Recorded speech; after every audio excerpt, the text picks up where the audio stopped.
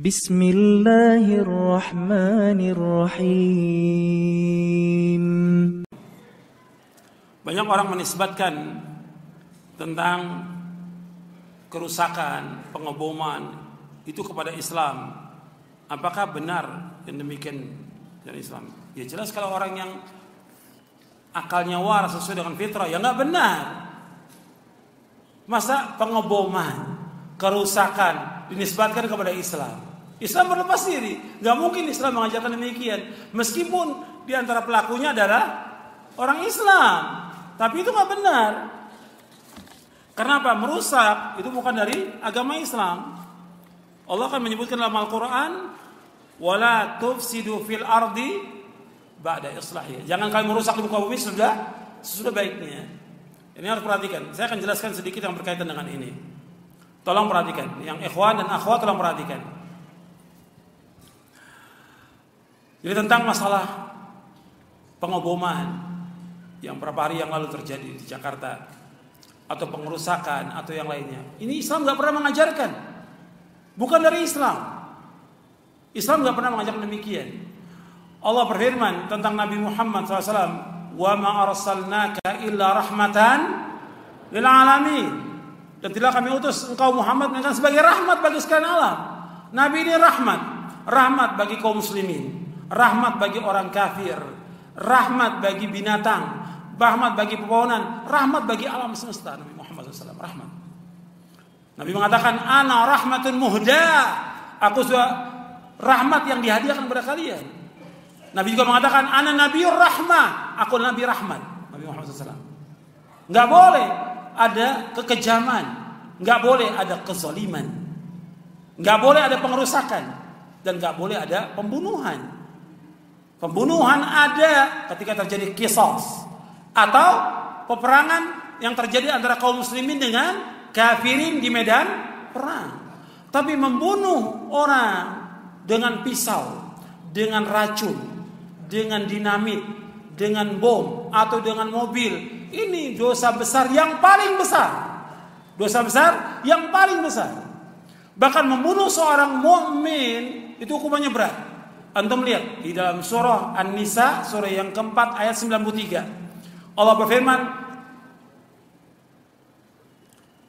"Wa man yaqtul mu'minan muta'ammidan fajaza'u jahannamu khalidan fiha wa ghadiba Allahu 'alaihi wa la'anahu wa 'adalahu 'adzaban 'azima." Wa man yaqtul mu'minan muta'ammidan, barang siapa membunuh seorang mukmin dengan sengaja. Barang siapa membunuh seorang mukmin dengan sengaja, fajazau jahannam, maka balasan neraka jahannam.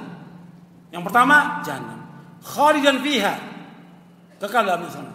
Wa ghadiballahu alaihi, Allah murka kepadanya. Yang ketiga, wa la'anahu, Allah laknat dia, wa adalu adzaban azima, Allah berikan azab yang pedih. Surah An-Nisa ayat 93. Jadi barang siapa yang membunuh seorang mukmin dengan sengaja, maka balasannya neraka jahannam, kekal di dalamnya. Yang kedua. Yang ketiga, Allah murka kepadanya. Yang keempat, Allah laknat. Yang kelima, Allah sediakan azab yang pedih. Makanya orang yang membunuh orang lain hukumannya berat. Di dunia berat, dihukum bunuh, qisas, kemudian juga di alam barzah, dan nanti di hari kiamat. Makanya hukuman antara manusia dengan manusia yang pertama kali dihisab masalah darah. Hubungan antara manusia dengan Allah pertama kali masalah salat. Kata Nabi, awwalu ma yuqda bainan nasi fid dima, akhrajahu al-Bukhari wa Muslim. Yang pertama kali dihukum di antara manusia masalah darah. Sampai nanti ada orang yang pernah dibunuh mengatakan di hari kiamat dalam keadaan kepalanya penuh dengan darah, dipegang oleh yang membunuh itu. Ya Allah, kata dia, tanyakan ya Allah kepada orang itu. Tanyakan kepada dia, kenapa saya dibunuh ya Allah? Dengan sebab apa saya dibunuh? Itu berat bagi orang itu, akan disiksa dengan berat di dalam neraka. Makanya dunia ini seisinya hancur itu lebih ringan dibandingkan terbunuhnya seorang muslim. Kata Nabi SAW, la zawalu dunya ahwanu indallahi min qatli rajulin muslim.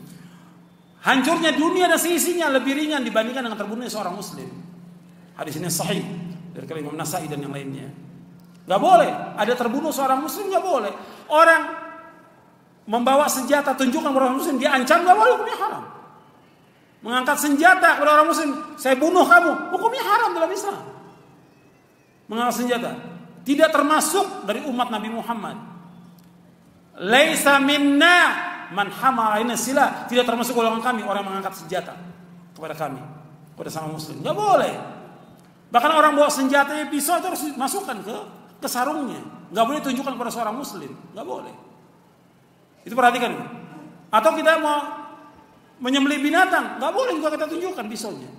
Disembunyikan, kita ambil baru kita potong dengan cara yang baik. Fahsinu dzibha. Ini ajaran Islam. Jadi nggak ada Islam tuh membolehkan untuk ngebom, membunuh, merusak. Nggak, bukan dari Islam itu. Meskipun ada orang-orang yang melakukan, bukan dari Islam. Islam berlepas diri. Yang melakukan demikian, penghalaan darah kaum muslimin dilakukan oleh dua golongan yang sesat dan menyesatkan. Penghalaan darah kaum muslimin dan kehormatan mereka dan harta mereka dihalalkan oleh dua golongan yang sesat. Yang nanti diikuti oleh golongan yang pertama adalah Khawarij, yang kedua Syiah. Ini dua golongan yang sesat dan menyesatkan.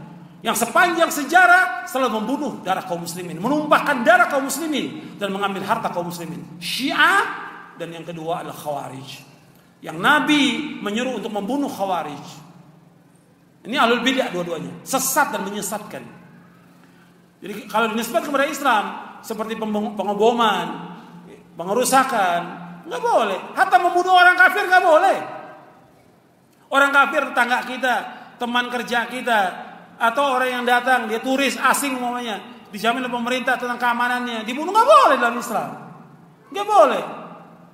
Sampai Nabi bersabda dalam hadis yang sahih Imam Bukhari, "Man qatala mu'ahadan lam yara raihatal jannah, wa inna rihaha la yujadu min masirati 40 aman."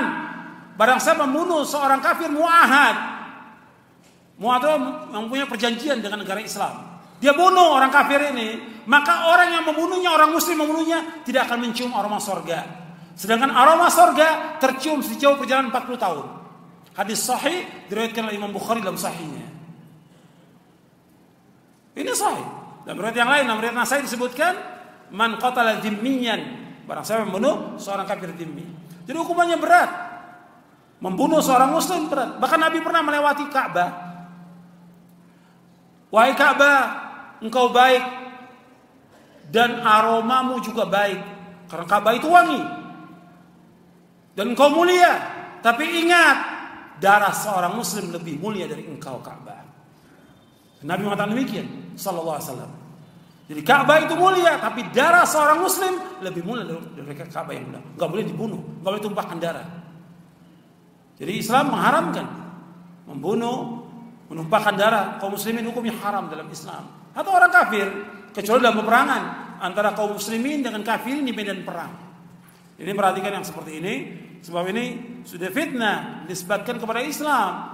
Bahkan tuduhannya kepada Islam itu teroris. Enggak benar. Enggak benar.